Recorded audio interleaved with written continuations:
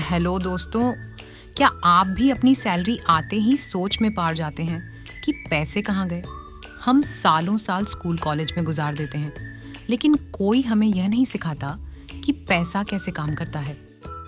आज की वीडियो में हम रॉबर्ट कियोसाकी की world famous book rich dad poor dad को पूरे 9 चैप्टर्स में आसान हिंदी में समझेंगे। यकीन मानिए, अगले कुछ मिनट आपकी सोच को हमेशा के लिए बदल देंगे। दोस्तों, इस बेहतरीन बुक समरी में खो जाने से पहले मेरी आपसे एक छोटी सी रिक्वेस्ट है। ये मेरा एक बिल्कुल नया चैनल है और मैंने यह सफ़र सिर्फ इसलिए शुरू किया है ताकि दुनिया की उन बेहतरीन किताबों की समरी मैं आप तक पहुंचा सकूं जिन्होंने मेरी खुद की जिंदगी को बदला है। मेरा वादा है कि ये किताबें आपकी सोच और आपकी लाइफ को भी पूरी तरह बदल देंगी। आपका सिर्फ एक सब्सक्राइब, लाइक और शेयर मुझे अंदर से बहुत मोटिवेट करता है ताकि मैं आपके लिए ऐसा शानदार कंटेंट लगातार बनाता रहूं। तो प्लीज़ अभी उस सब्सक्राइब बटन को दबाएं और इस सफ़र का हिस्सा बने। चलिए अब बढ़ते हैं हमारी आज की बेहद खास बुक समरी की तरफ। तो चलिए शुरू करते हैं। चैप्टर 1, अमीर लोग पैसे के लिए काम नहीं करते। रॉबर्ट के पास 2 डैड थे। पहले उनके सगे पिता पुअर डैड, जो बहुत पढ़े लिखे थे लेकिन हमेशा पैसे की तंगी में रहे। दूसरे उनके दोस्त के पिता रिच डैड, जो कॉलेज नहीं गए थे लेकिन शहर के सबसे अमीर इंसान थे।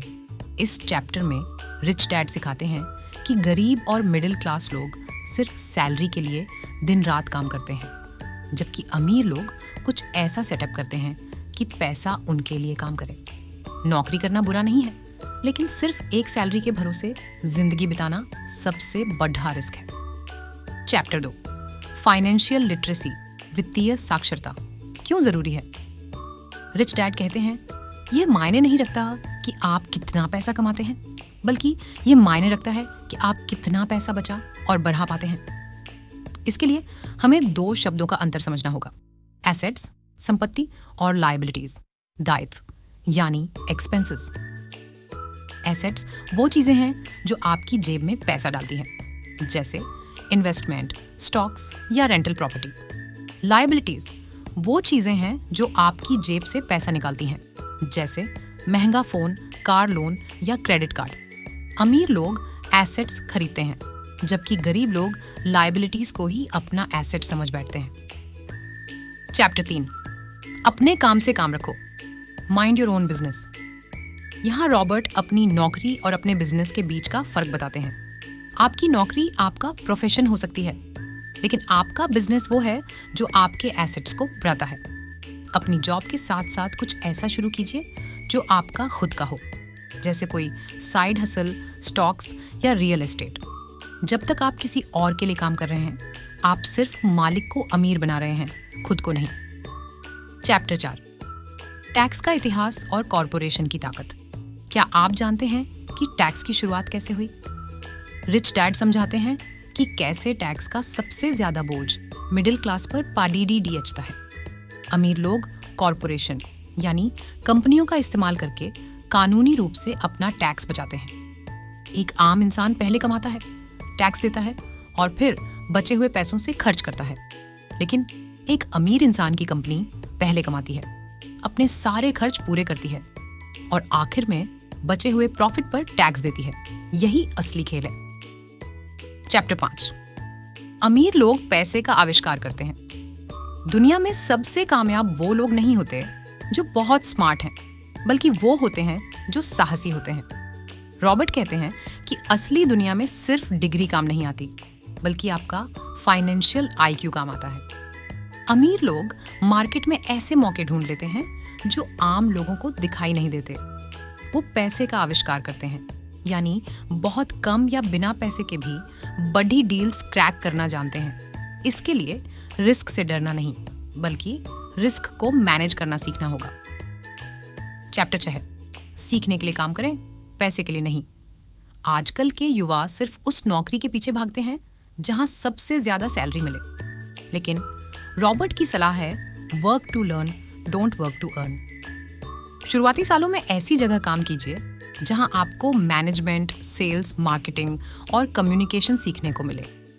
अगर आप सिर्फ एक ही स्किल में मास्टर बन जाएंगे तो आप एक अच्छे कर्मचारी तो बन सकते हैं, लेकिन बढ़े बिजनेस ओनर नहीं। मैनेजमेंट स्किल्स ही आपको आगे ले जाएंगी। चैप्टर 7, रुकावटों को पार करना। फाइनेंशियल नॉलेज होने के बाद भी लोग अमीर क्यों नहीं बन पाते? इसके 5 बड़े कारण हैं। डर यानी फियर, पैसे खोने का डर। संदेह, साइनिकिज्म, खुद पर और मार्केट पर शक करना। आलस्य यानी लेजीनेस, नए मौके न ढूंढना। बुरी आदतें, बैड हैबिट्स, पहले खुद को पे न करना। अहंकार, एरोगेंस, ये सोचना कि मुझे सब पता है। अमीर लोग हार से डरते नहीं हैं, बल्कि हार को अपनी ताकत बना लेते हैं।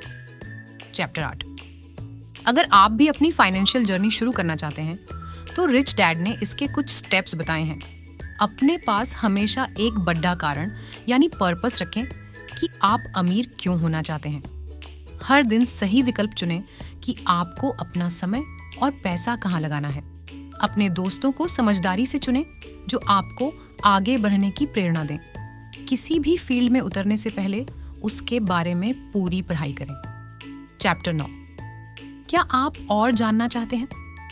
आखिरी चैप्टर में रॉबर्ट कुछ तुरंत करने वाले काम बताते हैं। जो काम अभी तक काम नहीं कर रहा उसे करना बंद करें।